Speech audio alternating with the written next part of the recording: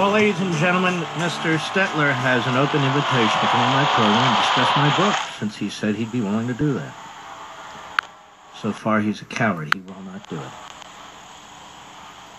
And he hasn't read the book, so don't tell me you're going to interview me about my book when you haven't read the book, Mr. Stetler. And that's the problem. You're not a professional. You're an arrogant young man who doesn't know what he doesn't know. You're an attack dog. You don't even realize how you've destroyed your career. You're now in a niche. You're a small fish in a small pond. You're considered among conservatives to be a kook. To be a kook. You want to discuss what's in this book and come on the show on Monday. Come on the show 6:30 p.m. on Monday. We'll discuss the book.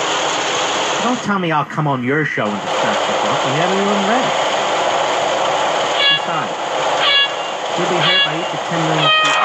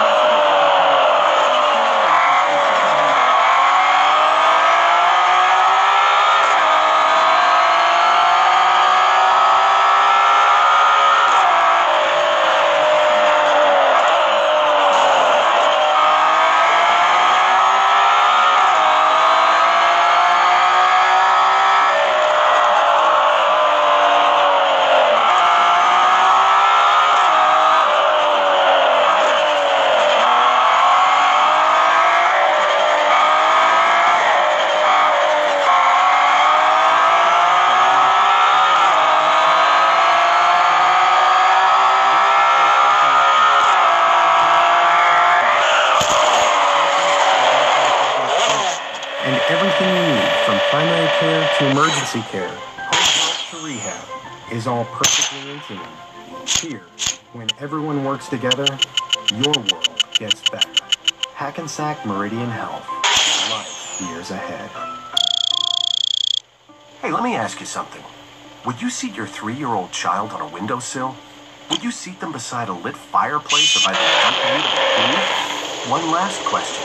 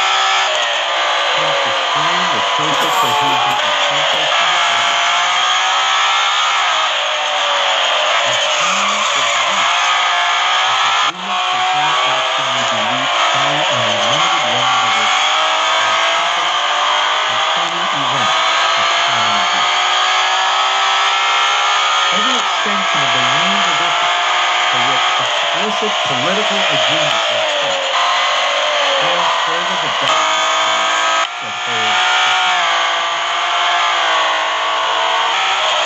if the goal so far is to touch an issue and it comes so deeply as this that may want to disrupt the society.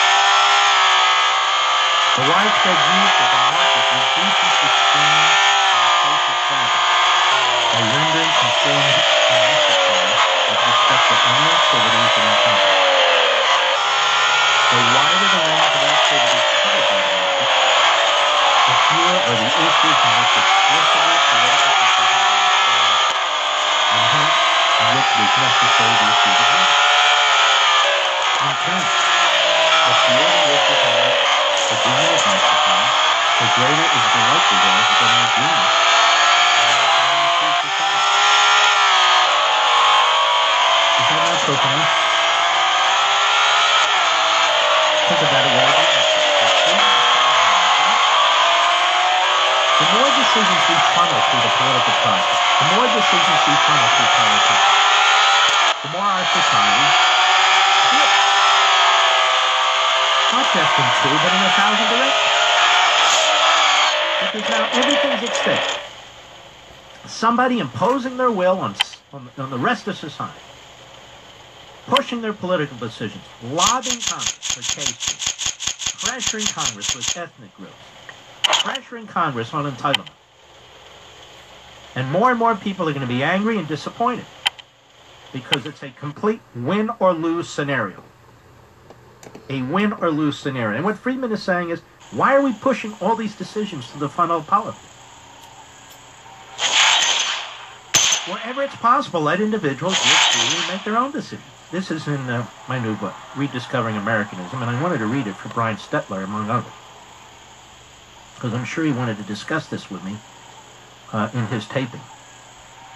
But in all seriousness, folks,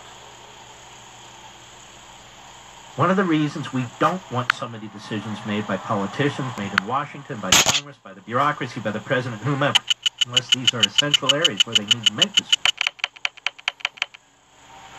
One of the reasons, among a myriad of reasons, is it creates social unrest. It creates social unrest. And this is the tool the progressive used to impose his or her will on you and me. And that's why many of you and I are so frustrated. Because we don't view the situation as allowing us any recourse. It is a brilliant point that Friedman makes. But I want to make another point. I also want your thoughts on this.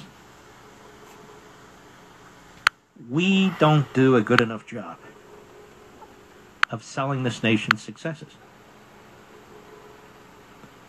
Day in and day out in our schools, in universities and colleges, in the media, in Hollywood, the politicians are attacking our society. I'm not talking about the government now. They're attacking our society. Inequality, racism, ageism, sexism, ismism. And of course they do that because they seek to destroy it. They try to conceal the vibrancy of our society, of the civil society, in order to empower the government, which is devouring the civil society.